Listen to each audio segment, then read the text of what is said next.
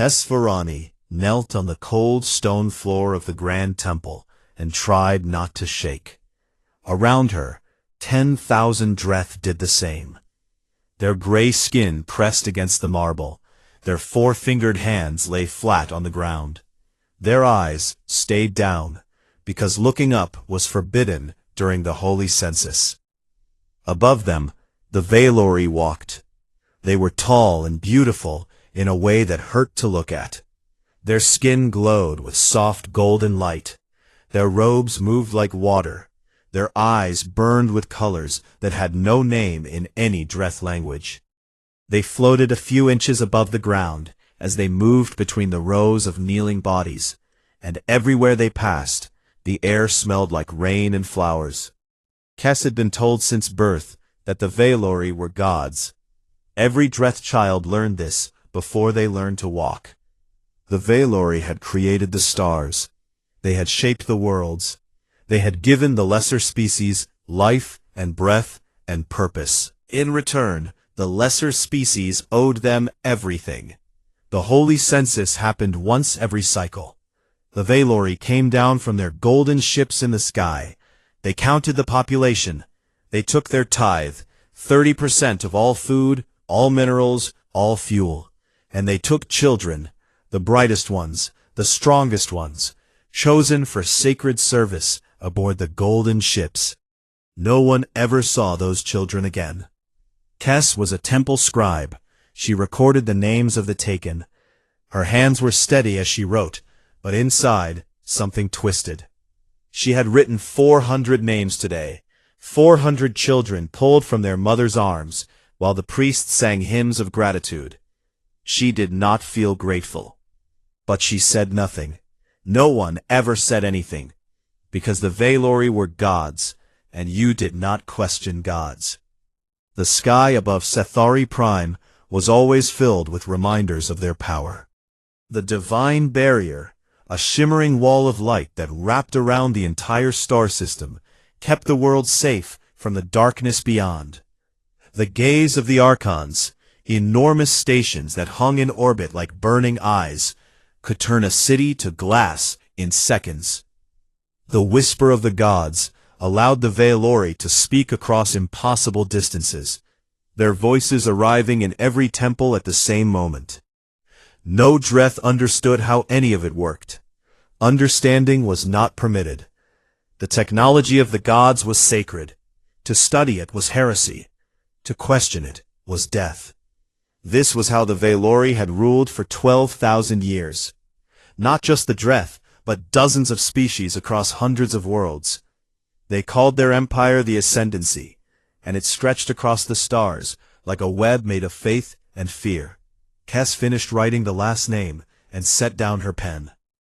The Valori governor of Sethari Prime, a tall female named Oryx, stood on the temple balcony and raised her arms. Light poured from her fingers, projected by hidden devices in her sleeves, though no Dreth knew that. The crowd gasped and wept and praised her name. Then the sky broke. It started as a sound, a deep, rolling thunder that came from everywhere at once. The divine barrier, that wall of holy light that had protected Sethari Prime for centuries, rippled like the surface of a pond struck by a stone. Colors bled through it, reds and whites and blues that did not belong. Oryx lowered her arms. Her face, always so perfectly composed, showed something Kes had never seen on a Valori before. Confusion.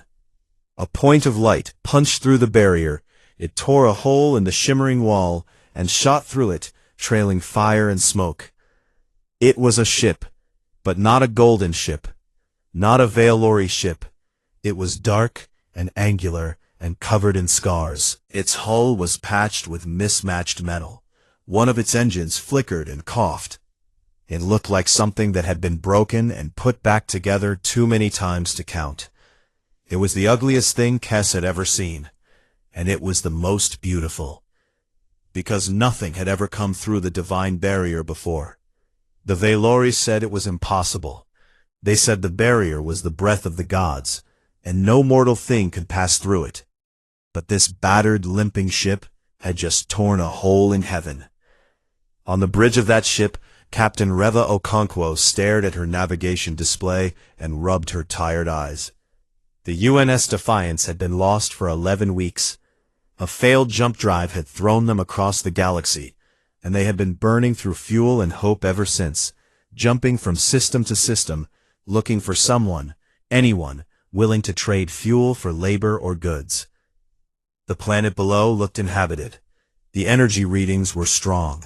There were ships in orbit, stations, infrastructure. Okonkwo straightened her uniform and nodded to her communications officer. "Open a channel," she said. "Standard greeting. All frequencies."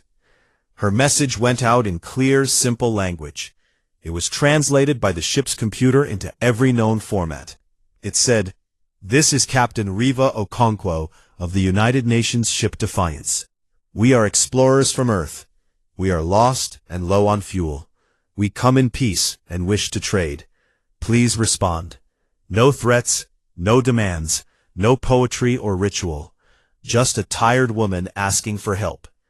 On the surface of Sithari Prime, 10,000 Dreth heard the message through the temple speakers. They heard a voice that did not command, a voice that did not demand worship, a voice that said, "Please." Kes felt her heart beating so hard she thought it might crack her ribs. On the balcony, Governor Oryx had gone very still. She turned to her aide and spoke in a voice so low that only Valori ears could hear it. "Lock down all communications. Shut down the public feeds. No one sees this. No one hears this. Get me the prelate." But it was too late. Every Dreth on Sithari Prime had already heard. Every Dreth had already looked up, breaking the oldest rule of the census, and seen the dark, scarred ship, hanging in their sky, like an answer to a prayer no one had been brave enough to speak. The aide moved closer to Oryx and whispered, "Your Grace, the subject species are watching." Oryx looked down at the sea of gray faces, staring up at the sky, and for the first time in her 3,000-year life, she felt something she did not have a word for. It was fear. Not of the humans. The ship was small. It was damaged. It was alone. She was afraid because of what it meant. Something had come through the barrier. Something mortal and broken and ordinary. And every single Dreth had seen it happen. You could kill a ship. You could burn a world. But you could not unsee a thing. The crack in the myth was small, no wider than a single question. But Oryx knew, with the bone-deep certainty of someone who had built her life on a lie, that small cracks were how empires fell. In the temple below, Kes Vorani stood up. She was not sure why. It was forbidden to stand during the census. But her legs moved on their own, and she stood and looked at the sky, and felt something she had never felt before. She did not have a word for it yet. Later, she would learn the human word. Governor Oryx contacted the Defiance within the hour. She appeared on Captain Okonkwo's view screen, looking calm and radiant, her golden skin glowing, her voice smooth as silk. She welcomed the humans with warm words and generous offers. Fuel, food, supplies, all freely given. There was only one condition. "You must leave quietly," Oryx said. "We will guide your ship along a private corridor. No broadcasts, no contact with the surface population. A simple, dignified departure." Okonkwo sat in her captain's chair and considered this. She was a practical woman. She had short gray hair and dark skin lined with decades of service. She did not care about politics or empires or gods.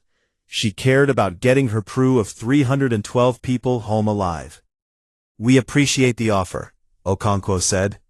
"We'll take the fuel and supplies, but we'll need to send a team to the surface to negotiate specifics." "Standard procedure for us," Oryx's perfect smile did not change, but something behind her eyes shifted. That will not be necessary. We can handle everything from orbit. I'm sure you can, Okonkwo said. But my people do things face to face. It's how we build trust. There was a silence. Oryx was not used to being told no. She was not used to negotiation. For 12,000 years, the Valori had spoken and others had obeyed. This human woman was not obeying. She was not being rude or aggressive. She was simply treating Oryx as an equal.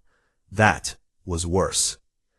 Oryx agreed to the surface visit because refusing would draw more attention. She told herself it would be a small thing. A few humans, a few hours, then gone forever. No damage done. She was wrong. The shuttle from the Defiance landed in the trade district of Sathari Prime's capital city. 6 humans stepped out into the pale blue sunlight. They carried no weapons. They looked around with open, curious faces, the way children look at a new place. The Dreth watched from doorways and windows. They had been told the humans were dangerous animals from beyond the barrier. They had been told to stay inside. Most obeyed. But curiosity is a hard thing to kill, and Dreth eyes peeked from every shadow. The humans did not look like dangerous animals. They looked tired and friendly, and a little lost. Lieutenant Commander Sarah Chen led the team. She was the Defiance's chief engineer, a small woman with quick hands and a quicker smile. She walked through the trade district asking questions, taking notes, shaking hands with every Dreth merchant brave enough to approach her. The Dreth were confused. The humans touched them, not with the cold, distant grace of the Valori, but with warm, rough hands that squeezed too hard and let go too fast. The humans made eye contact. The Valori never made eye contact with lesser species. The humans laughed. Loud, messy, startling laughter that bounced off the stone walls. One Dreth merchant asked Chen if she was a servant of the Valori. Chen tilted her head and said, "Who?" That single word, that honest confusion, hit the merchant like a thunderbolt. The humans did not know who the Valori were, or rather, they knew, but they did not care. The Valori were just another species to them. Not gods, not masters, just people.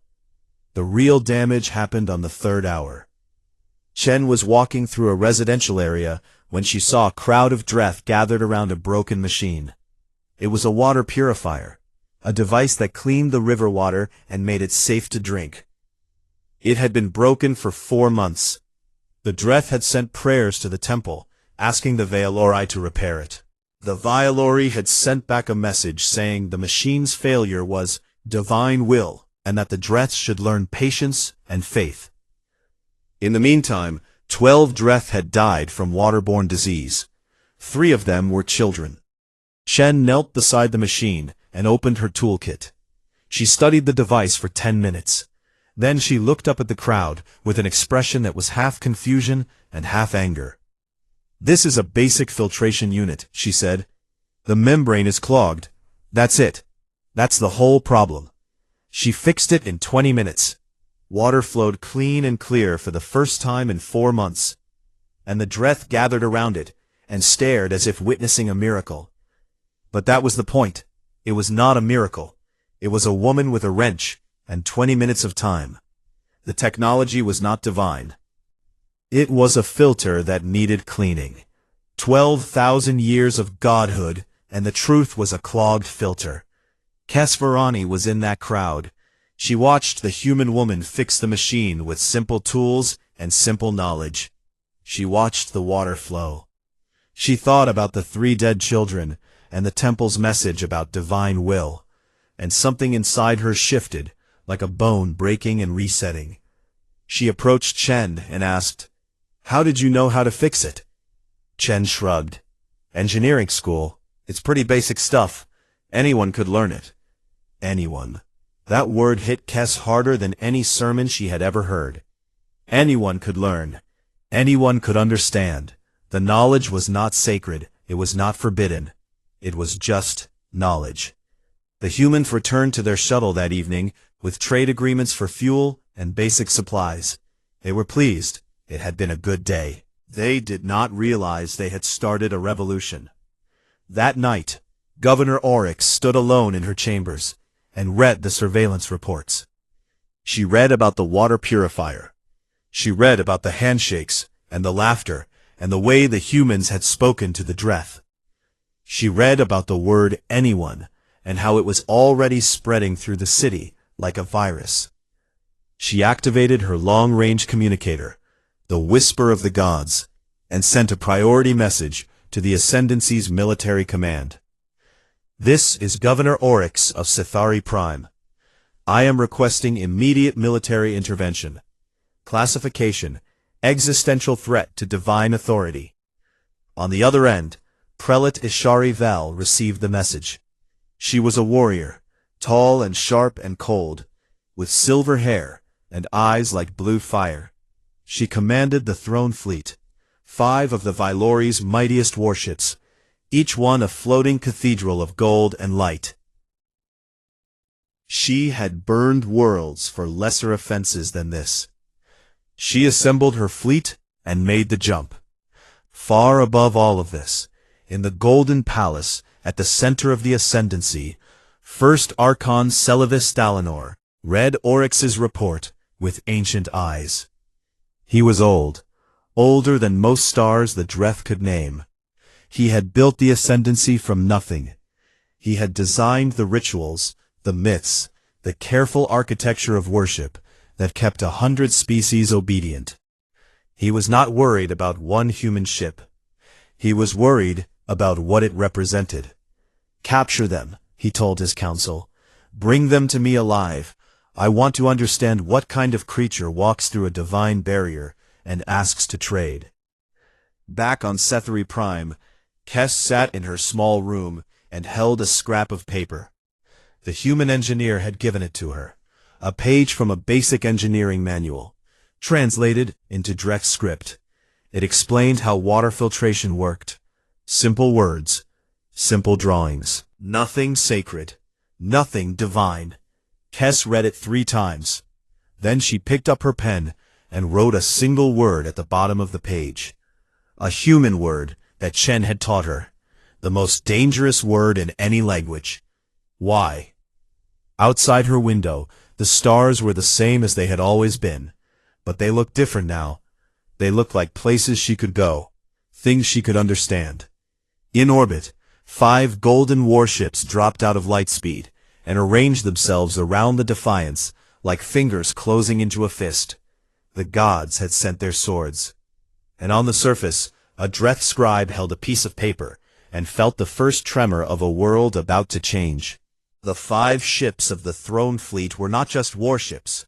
They were statements.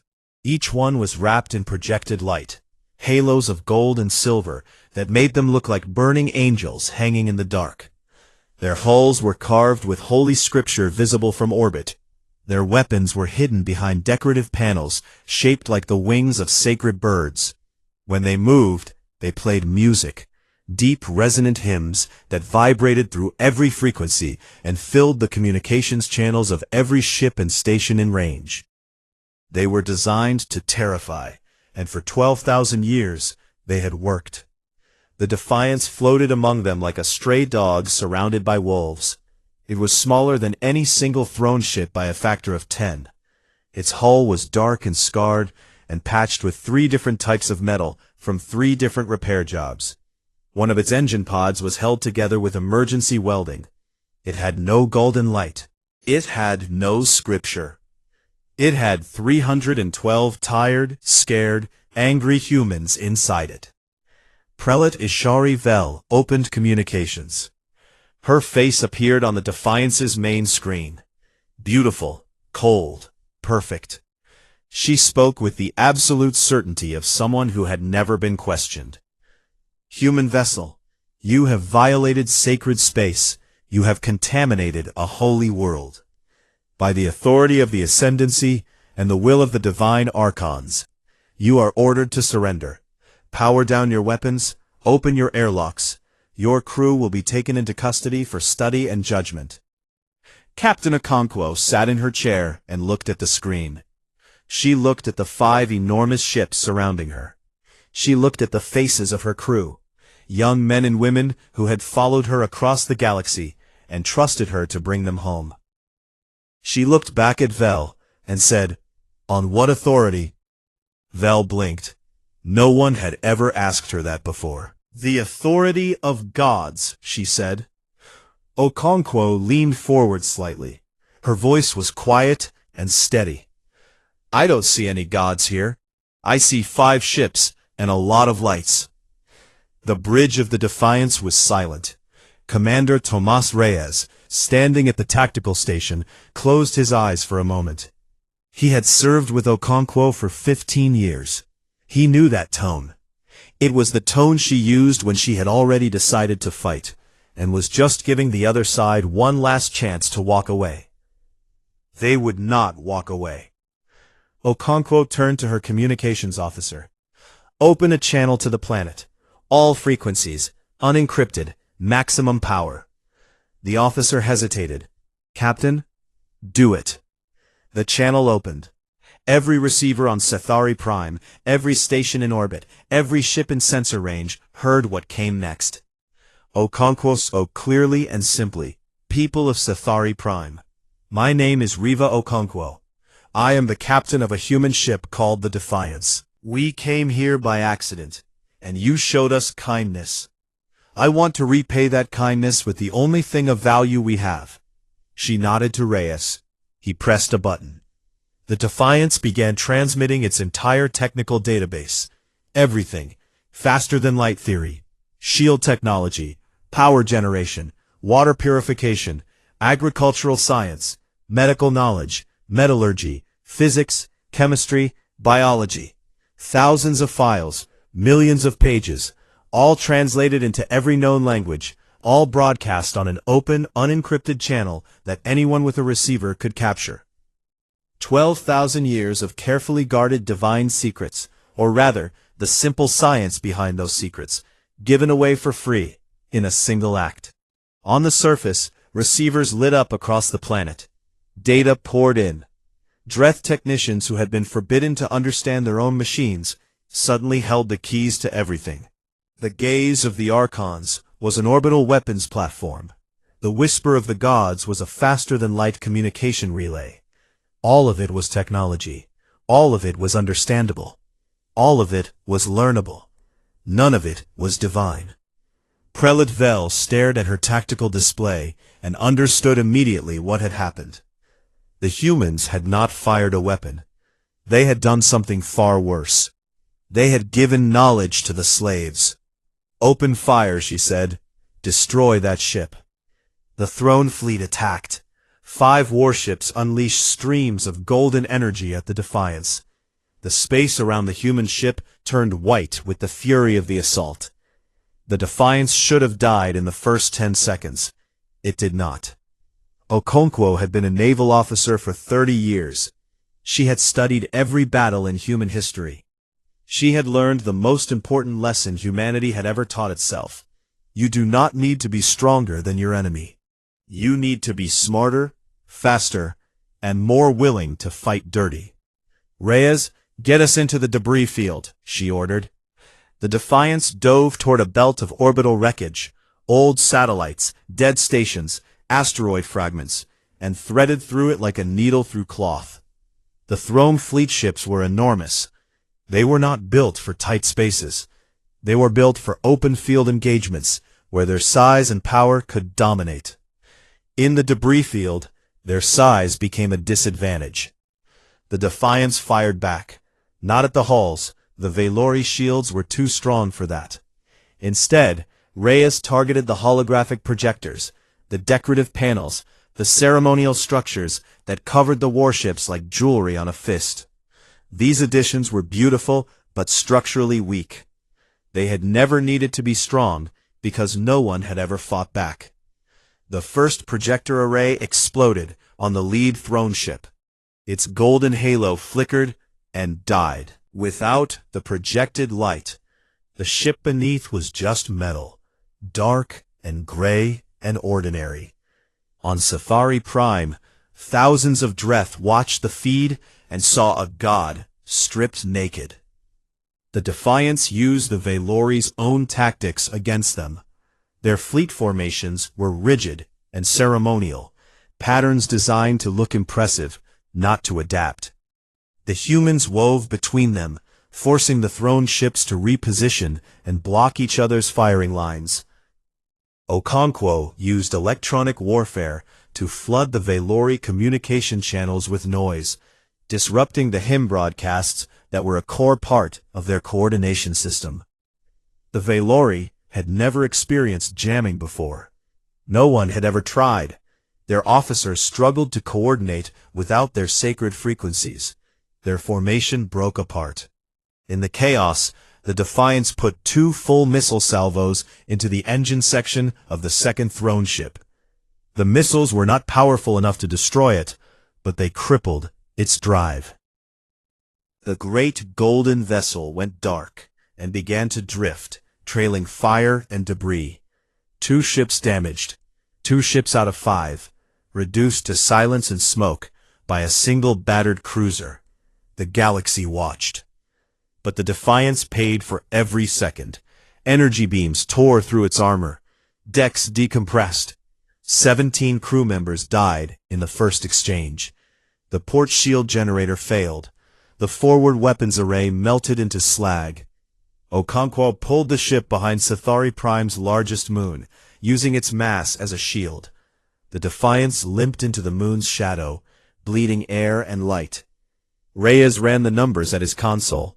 His hands were shaking, but his voice was steady. Hull integrity at 41%. Forward weapons gone. Port shields gone. We have maybe one more fight in us, Captain. Maybe. She looked through the bridge viewport at the curve of the moon, and beyond it, the distant blue glow of Sithari Prime. That broadcast still going? She asked. Still transmitting. The Valori are trying to jam it, but we seeded it across too many frequencies. It's out there. It's not coming back. Okonkwo allowed herself a small, tired smile. Good. On the surface, Kes Vorani sat in a room full of Dreth technicians. They had captured the broadcast. They were reading the files. One old engineer was weeping as he scrolled through the documents, not from sadness, but from the overwhelming realization that everything he had believed was a lie. It's just science, he kept saying. It's all just science. She looked at the data scrolling across the screen. Diagrams of shield generators, equations for faster-than-light travel, schematics for power systems. And she felt the world she had always known, falling away, like old skin. The gods were not gods. They were engineers, and now, so were the Dreth. Above them, Prelate Vel regrouped her remaining 3 ships, and stared at the moon where the human vessel was hiding. She had lost 2 ships to a single cruiser. Her sacred fleet, the instrument of divine will, had been bloodied by animals. She opened a channel to the Archon. My lord, the humans are more capable than anticipated. I request reinforcements. There was a long pause. Then the Archon's voice came back, ancient and cold. You will have them. I am coming myself. Vel closed her eyes. When the Archon moved, worlds burned. She had asked for a sword, and he was sending a storm. Behind the moon, the Defiance floated in the dark and made repairs with whatever they had left. Somewhere in the wreckage of the forward deck, a young ensign had taped a handwritten sign to a bulkhead. It said, "Still here." The broadcast did not stop. The Valori tried everything: jamming, signal disruption, threats of divine punishment. But the data had already been copied 1,000 times over. It spread from Sithari Prime to the orbital stations, from the stations to the trade ships, from the trade ships to a dozen other tributary worlds. Like water finding cracks in stone, the knowledge seeped into every corner of the Ascendancy. On the mining world of Korath 7, a foreman read the engineering files and realized the drilling equipment the Valori had given them was deliberately inefficient. It was designed to keep production slow, so the Korath would always need the gods. He rebuilt his drill in 2 days. Output tripled. On the farming colony of Drexera, an agricultural worker discovered that the sacred seeds provided by the Valori temples were genetically modified to produce only one harvest. You had to go back to the temple every season and beg for more. The human files contained instructions for seed preservation. The worker saved her seeds for the first time in her life. On a space station above the gas giant Varel, a young Korath mechanic fixed a life support system that the Valori had left broken for 6 months. It took him an afternoon. 14 people had suffocated during those 6 months. 14 people who had died waiting for gods to care. The changes were small and quiet. No one fired a gun. No one stormed the temple. People simply stopped asking for permission. They stopped praying for repairs and started making them. They stopped begging for seeds and started saving them. They stopped waiting for miracles and started building their own. On a dozen worlds, the Valori noticed. Tithing dropped. Temple attendance fell. Requests for divine intervention, the maintenance calls disguised as prayers, stopped coming. The machine of worship and dependency that had run smoothly for 12,000 years began to grind and stutter. First Archon Seluvis Thalanor stood in the throne room of the Golden Citadel at the heart of the Ascendancy, and felt something he had not felt in 3,000 years. He felt the ground shifting beneath him. Seluvis was not like other Valori.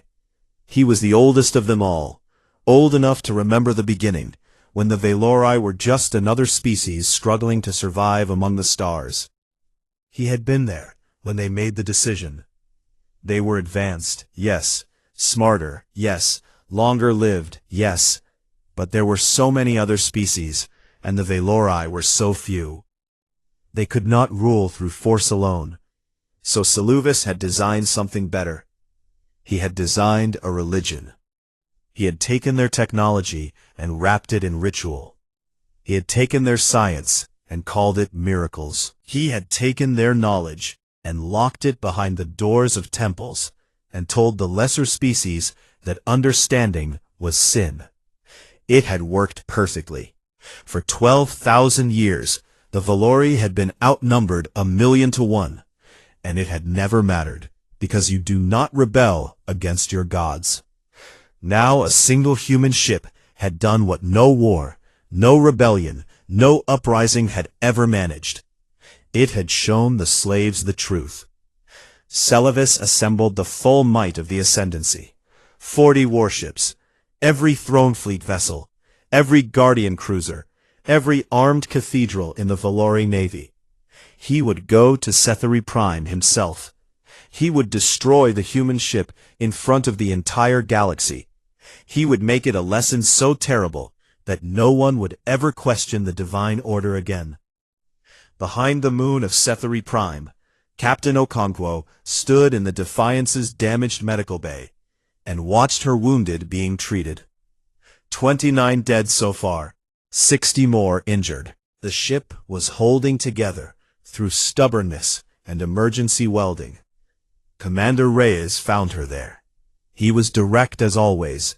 Captain, I've run every scenario. When the reinforcements arrive, we cannot survive. We should leave now, while we still can. Okonkwo looked at him. She trusted Reyes with her life.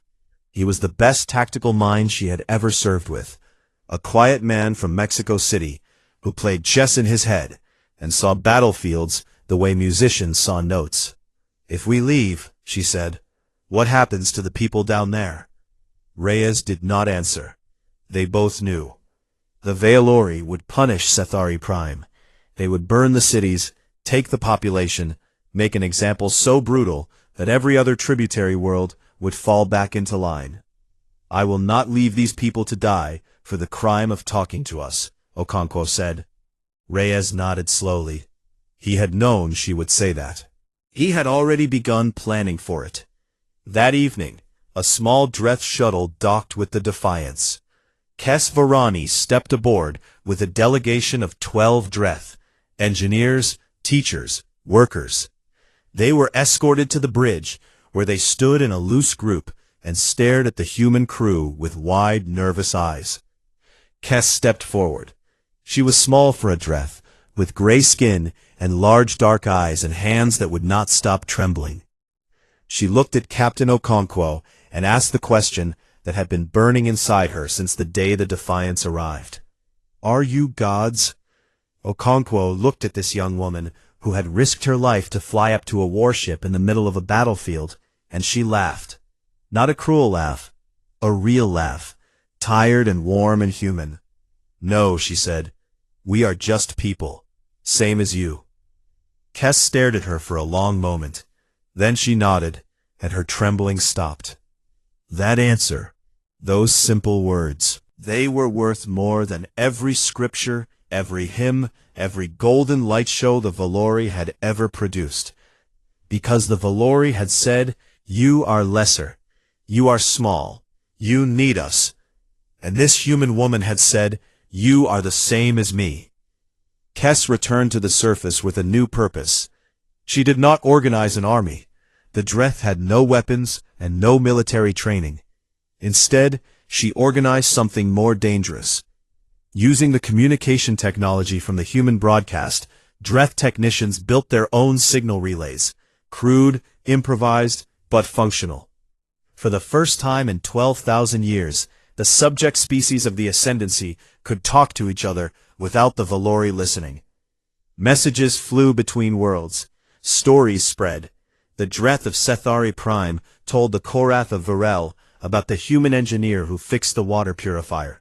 The Korath told the Silani of Dreth Sera about the seeds. A web of shared knowledge and shared defiance grew in the spaces between the stars, invisible to the golden eyes above. Then Celavis arrived. 40 warships dropped out of faster-than-light travel above Sethari Prime. They filled the sky like a second sun. The Archon broadcast his image across every world in the Ascendancy. His golden face projected onto every screen, every temple wall, every public square. He spoke with the voice of 12,000 years of unquestioned rule. "I am the first Archon. I am the beginning and the purpose. I have watched over you since before your species learned to speak. The creatures that have come to Sethari Prime are animals, diseased, dangerous, and feral. They carry the sickness of false knowledge. They will be destroyed, and any world, any species, any single being that has touched their corruption will be purified." Every tributary world heard him. Every species trembled. Then Okonkwo's voice came over the same channel. She did not project her face across the sky. She did not glow or float or play sacred music. She just spoke. "My name is Reva Okonkwo. I am the captain of one ship. We are damaged. We are tired. We are a very long way from home.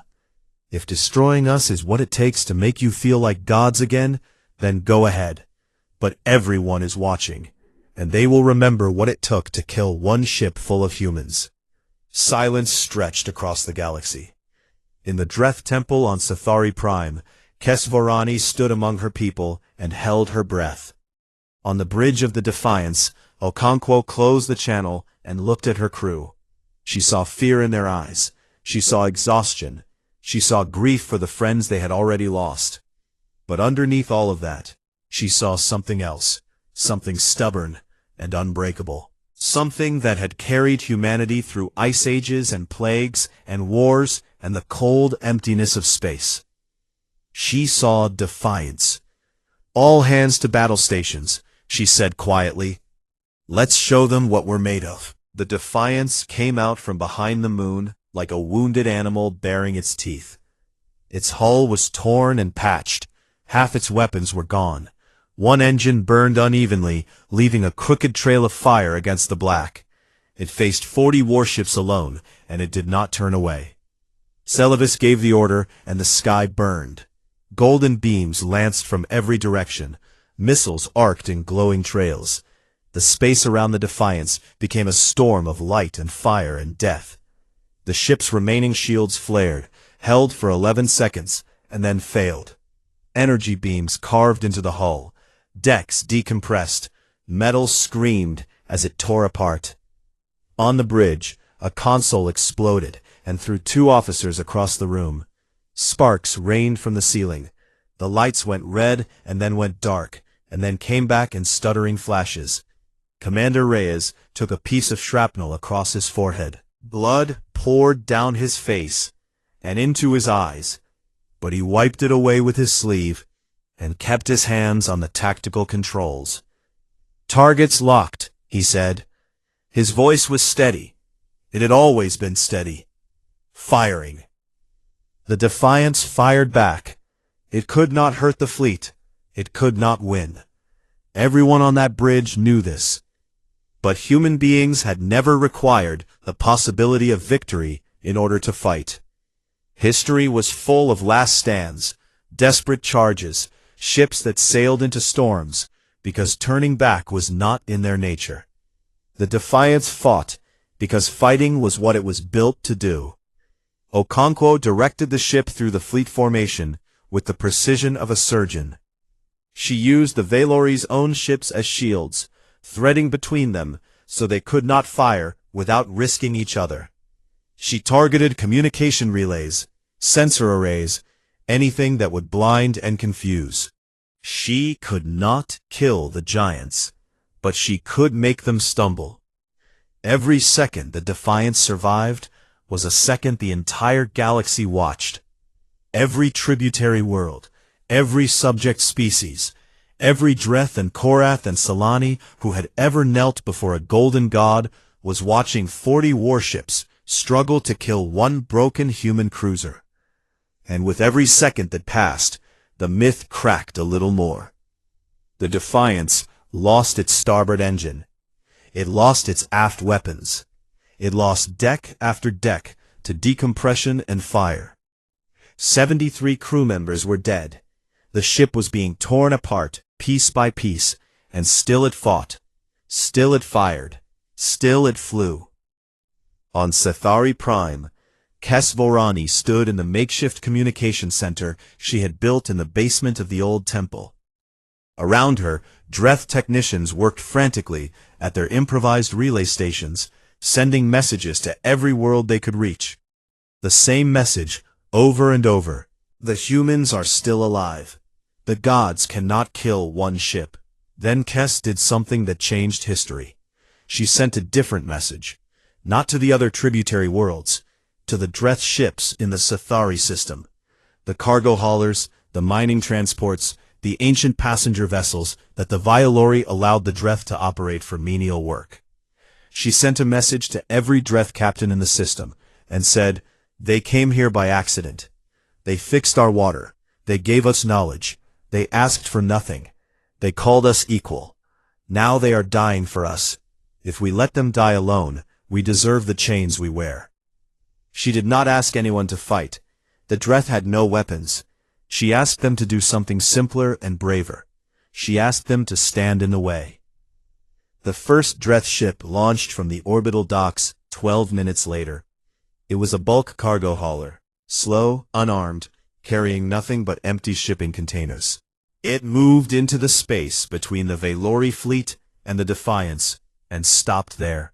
Then, a second ship launched, a mining transport, its hull still dusted with asteroid rock. Then a third, a passenger shuttle. Then a fourth, a fuel tanker. Ship after ship after ship, rising from the docks and the surface and the orbital platforms, moving into the firing line. Not to fight, just to be there. Just to say, if you want to kill the humans, you will have to kill us first. Within an hour, over 200 Dreth vessels had placed themselves between the Throne Fleet and the Defiance. They were not warships. They were not armed. They were farmers and miners and merchants who had decided, for the first time in 12,000 years, that they would rather die standing than live kneeling. On the bridge of his flagship, Archon Celavis stared at the tactical display. 200 civilian ships, a living wall of unarmed vessels between his fleet and the dying human cruiser. He felt something rising in his chest, a hot, choking rage that tasted like copper and fear. "Fire through them," he said. His voice echoed across the bridge. Officers looked at each other. Weapons operators glanced at their consoles and then at their commanders. "Fire through 200 unarmed civilian ships. Kill thousands of the very people they claim to be gods over." Prelate Ishari Vel stood at her command station on her own warship and heard the order. She looked at her tactical display. She saw the Dreth ships, tiny, fragile, hopeless, floating in the darkness like candle flames. She saw the battered human cruiser behind them, still burning, still fighting. And she saw Saluvis for what he was. Not a god, not a divine being, just a frightened old man who had built his throne on lies and was watching it crumble. "No," she said. The word was quiet, but it carried across every command channel in the fleet. The first time in 12,000 years that a prelate had refused an archon. "I will not fire on unarmed civilians," Vel said. "This is not divine justice. This is slaughter, and I will have no part in it." She powered down her weapons. Her ship went dark. One by one, other captains followed. Some were moved by conscience. Some were moved by the sight of 200 unarmed ships, willing to die for strangers. Some simply looked at the situation with clear eyes and saw that the story was already over. The galaxy was watching, and no amount of firepower could put the lie back together. 12 ships stood down, then 15, then 20. The throne fleet fractured like glass struck by a stone. Some ships fired, others refused. The perfect formation dissolved into chaos as Valori captains argued and shouted, and for the first time in their long and golden history, disagreed. A few shots hit the Dreth ships. 3 cargo haulers were destroyed. 47 Dreth died. But the fleet could not coordinate, and the slaughter Celavis had demanded never came. On every tributary world, the feeds were still running. They saw the golden warships turning on each other. They saw the divine fleet breaking apart. They saw the Dreth standing in the fire and refusing to move. They saw the Defiance, burning and broken, still hanging in the dark. They saw gods die. Not in a great battle, not in a blaze of glory. The gods died in the moment their own servants said no. They died in the moment the galaxy saw that divinity was just a word used by powerful people to keep less powerful people on their knees. Celavis retreated. He pulled his loyalist ships back and fled into deep space with whatever forces still obeyed him. He did not speak. He did not broadcast. For the first time in 3,000 years, the first Archon had nothing to say. The Defiance survived. By every measure of physics and probability, it should have been dust. But it floated in the wreckage of the battle, a burned and broken hull with emergency lights flickering in its windows, and it was still there. The weeks that followed were not clean or simple. The ascendancy did not collapse overnight. Empires built over 12,000 years do not vanish in a day. But they fragment, they crack, and once the cracks start, they do not stop. Tributary worlds began governing themselves. The Dreth formed the Free Sethari Council, and Kesfarani, the temple scribe, who had once knelt on cold stone floors, became one of its first leaders.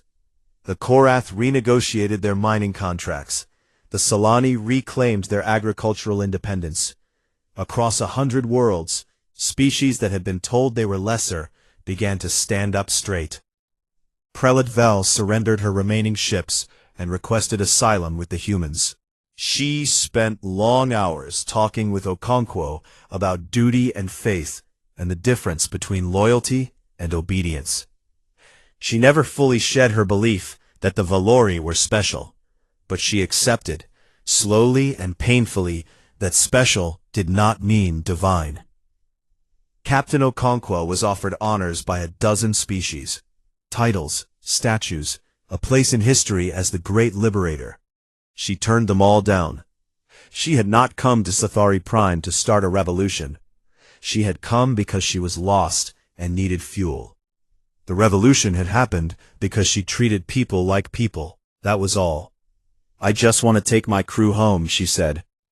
The UNS Defiance limped out of the Sci-Fi system on patched engines and borrowed fuel, carrying 240 surviving crew members and the weight of a galaxy's gratitude.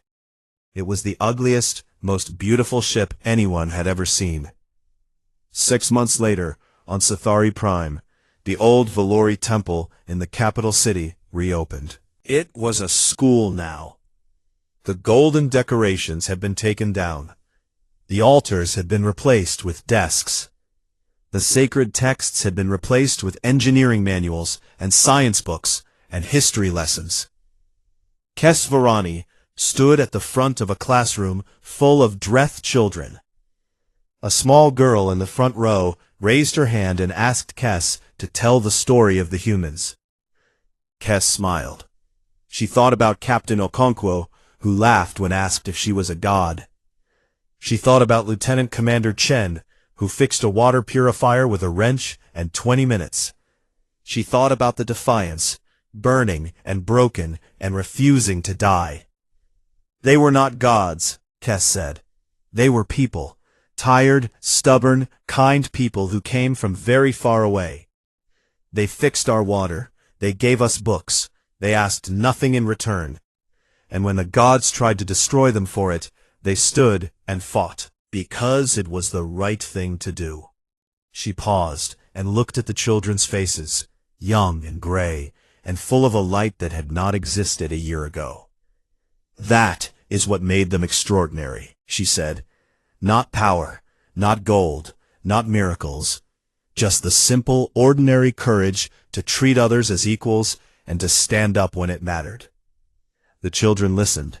Outside the window, the sky above Sci-Fi Prime was clear and open. The divine barrier was gone. The gaze of the Archons was dark. For the first time in 12,000 years, the Dreth could see the stars as they truly were. Just stars, just light, just places waiting to be explored by anyone brave enough to look up and ask the most human question of all.